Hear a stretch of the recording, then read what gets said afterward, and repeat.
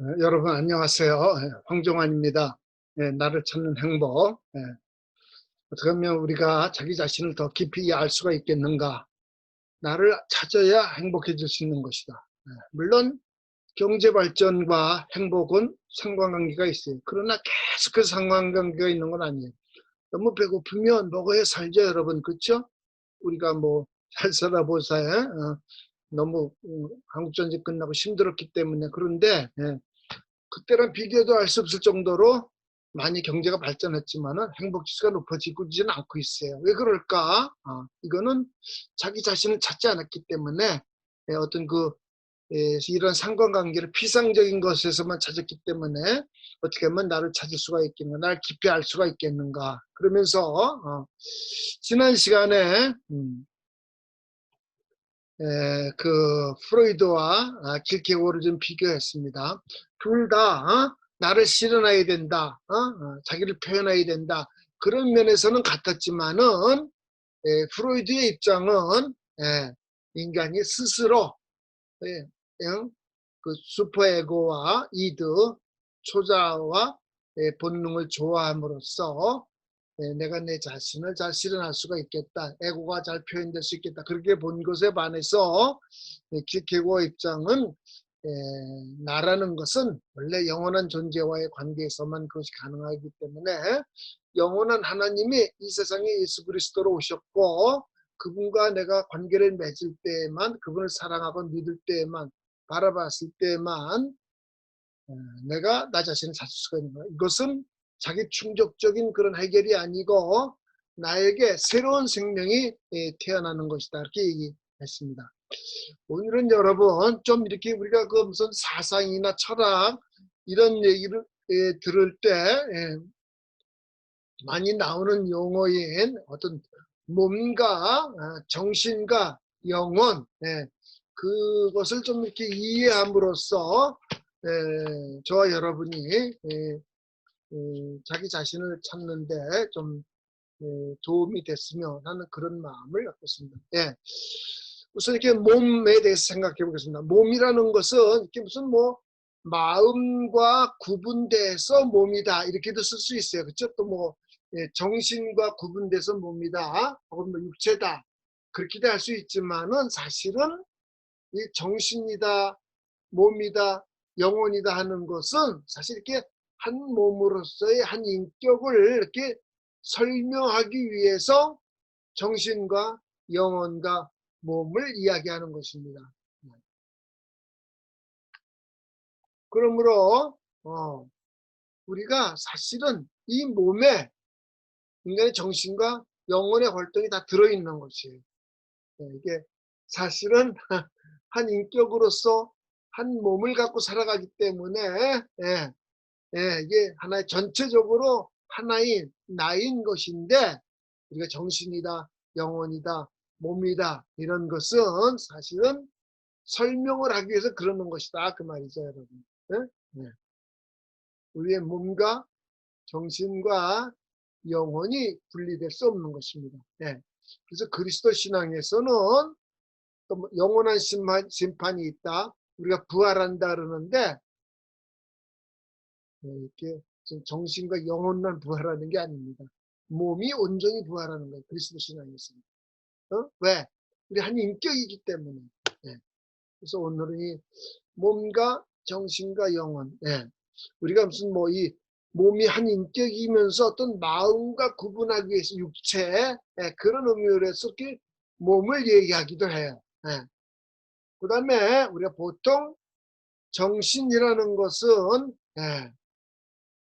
어떤 그 보편적인 것을 얘기할 때 우리가 정신이라는 그 표현을 쓰는 것입니다.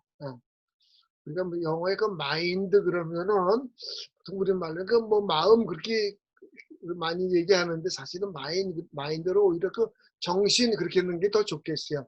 우리 정신이라는 거 우리가 또 학문 활동을 한다는 거, 우리가 뭐 국어, 영어, 수학 열심히 배우고 말이야 대학에 와서 뭐 철학 공부도 하고 영어 공부도 하고 컴퓨터 공부도 열심히 하고 그러는데 사실 이거는 어떤 이렇게 나누어져서 어떤 특정의 학문을 계속 열심히 공부하고 좋은 점수 받아가지고 소위 무슨 뭐 사람들이 많이 알아주는 그런 대학에 가고 또 좋은 직장에 취직하고 그러기도 하지만은 사실 학문 활동한다는 것 자체가 이 정신의 활동으로 학문한다는 것 자체가 이게 어떤 보편적인 사유를 갖는 것입니다.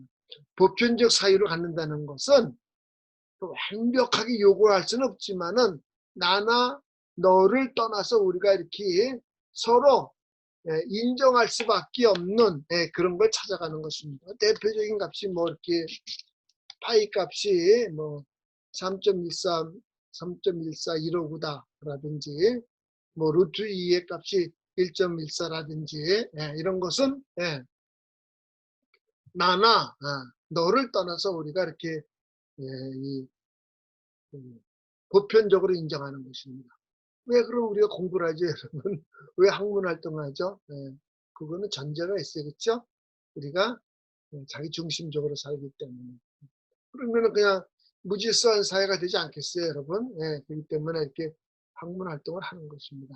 그런데 보통 실합적인 정신은 이렇게 이 몸과 정신, 혹은 뭐 이렇게 몸이 추구하는 것이 이렇게 감각적 즐거움이라 해서 이렇게 감각적인 즐거움과 이렇게 보편적인 정신, 이 둘 사이에 이렇게 조화를 꾀해보려고 하는 거, 조화를 찾아보려고 하는 거, 그것이 그 실합적인 정신의 고대 실합 철학의 중요한 특징이라고 볼 수가 있는데, 그 전에 한번 얘기했는데 여러분 그 길케고가 쓴 책 중에 철학적 단편이라는 책이 있어요. 혹은 뭐 철학의 부스러기 그렇게도 그런 제목으로 이렇게 번역해 놓은 게 있습니다. 우리나라의 길케고를 소개하시느라고 애쓰셨던 그 얼마 전에 세상 떠나셨던 그 표재명 교수님이 번역하신 것 중에 철학의 부스러기라는 책이 있는데 이 책에서 그 실합 철학과 그리스도 신앙과를 이렇게 비교하고 있습니다. 혹은 뭐 소크라테스적인 그런 그 출발과 이렇게 그리스도적인 그 출발이 어떻게 다른가 그걸 이렇게 좀 비교하고 있습니다. 그런데 지금 그 소크라테스적인 것은 실학적인 정신이라는 것은 이 몸과 정신, 그러니까 이게 한 개인과 어떤 보편적인 것 사이의 어떤 조화, 그거를 꾀했던 것이 실합의 정신이라고 할 것 같으면은 이 그리스도교는 영원한 존재와 나 사이의 그 관계가 이루어져야 이 보편적인 의식을 가질 수가 있는 것이다. 그렇게 얘기하는 것입니다. 다시 한번 얘기하겠습니다. 오늘 우리가 이 몸과 정신과 영혼, 무슨 그 인문학 서적을 이렇게 보면은 많이 소개되는, 많이 나오는 표현인데, 이걸 비교한 거, 실업적인 정신과 그리스도 신앙을 비교한 책 중에는 킬케고가 쓴 철학의 부스러기라는 철학적 단편, 이라는 그런 책이 있는데 거기에 보면은 소크라테스적인 출발과 그리스도적인 출발이 어떻게 다른 것인가. 소크라테스는 자기 자신을 찾으라 그랬어요, 여러분. 그러니까는 누구도 내가 다른 사람을 대신해 줄 수가 있는 게 아니다 그 말이에요. 그래서 소크라테스 정신을 보통 우리가 그 산파술이다 그럽니다. 어린애 낳을 때 도와주는 사람. 요즘은 뭐 산부인과 가서 애 낳지만 제가 어렸을 때 뭐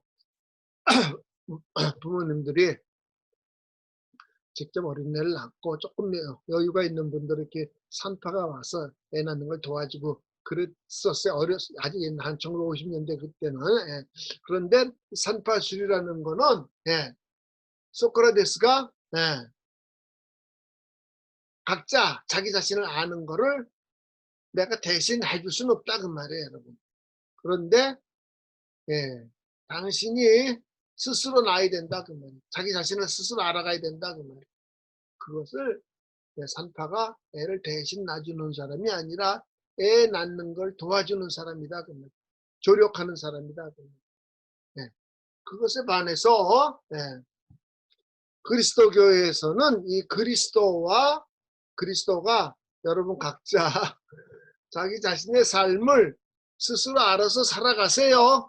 그렇게 얘기하는 것이 아니라 그리스도와 각 개인이 어떤 그 인격적인 관계를 맺어야만 믿고 신뢰하는 그런 관계를 맺어야만 자기 자신을 알 수가 있는 것이다. 자기 자신을 표현할 수가 있는 것이다. 그렇게 이야기하고 있습니다. 이것이 소크라테스적인 출발과 그리스도적인 출발이 이게 차이 나는 것입니다. 결정적으로.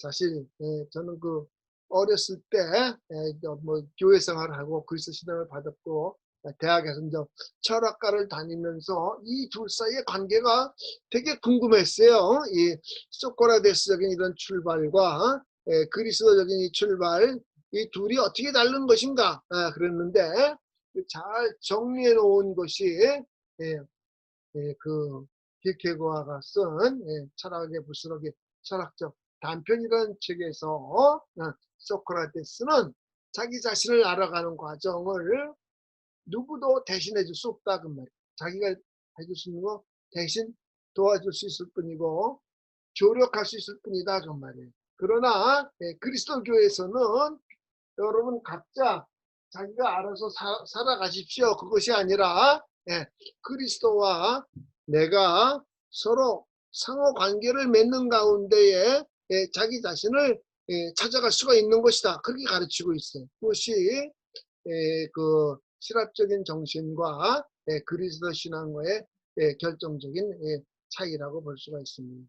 그래서 하나의 그리스도 신앙에서는 그리스도가 단지 이렇게 어떤 가르침을 제시한 것을 끝난 것이 아니라 실제로 자기의 삶을 통해 가지고 그 가르침과 실제 삶이 일치되는 그런 삶을 보여주신 것이 그리스도 신앙이라고 볼 수가 있습니다. 그러니까 신학 철학의 어떤 뭐 로고스를 찾았다 이렇게 얘기한 데 비해서 실제로 그리스도 신앙은 그 어떤 로고스가 어떤 진리가 실제 몸을 입고 이 세상에 찾아오셨다 그 말이에요. 그런 면에서 신학적인 정신과 그리스도 신앙은 이렇게 결정적으로 차이가 나는 것이라고 볼 수가 있습니다. 그래서 우리가 한 인격 안에 정신과 몸과 영혼이 같이 들어있기 때문에 사실은 나의 몸속에 정신과 영혼이 다 이렇게 표현되는 것이에요. 다시 한번 그래서 우리의 정신과 영혼이 한 사람의 몸을 통해서 다 표현되는 것이다. 그래서 우리는 요즘 뭐 그 의학에서 정신신체의학이라 그러는데 사이코소매틱이라 그러죠. 정신과 몸이라는 것이 분리돼서 따로따로 갈 수 있는 것이 아니라 몸과 정신이 한꺼번에 하나로 가는 것이다 그 말이에요. 몸과 마음과 정신이 영혼이 같이 이렇게 드러나는 것이다. 그래서 좀 현실적인 얘기를 하면 여러분 사실은 어떻게 행복하게 살 것인가. 몸과 정신과 영혼이 같이 가는 거라면 몸을 잘 단련하고 건강하게 되는 것이 행복하게 사는 아주 구체적인 방법이라고 생각해요. 사실 세상에 여러분 뭐 공짜 점심은 없다 그러는데 세상에 공짜가 어디 있겠어요 여러분. 그러니까 우리가 어떻게 행복하려면 뭐 행복에 관한 이론을 많이 알아야 되겠는가 그렇게만 생각할 것이 아니라 여러분 실제로 이게 몸을 단련시켜서 우리가 건강하게 되면은 그것이 행복해지는 길이다 그 말이에요. 건강이 곧 행복이라고 할 수는 없지만은 실제로 이 몸 안에 정신과 영혼의 활동이 같이 있기 때문에 건강이 그래서 이 정신신체의학 사이코소매틱에서 보는 것과 같이 이 몸의 정신과 영혼의 활동이 같이 드러나는 것에서 몸을 잘 단련하는 것이 행복하게 사는 길이다. 저는 이렇게 뭐 등산하고 노래하고 이런 것을 통해서 이렇게 체험적으로 느껴져서 몸을 잘 단련하고 건강하는 것이 행복해 사는 길이다. 오늘 그 얘기를 좀 하고 싶었습니다. 오늘 여기까지 하도록 하겠습니다, 여러분.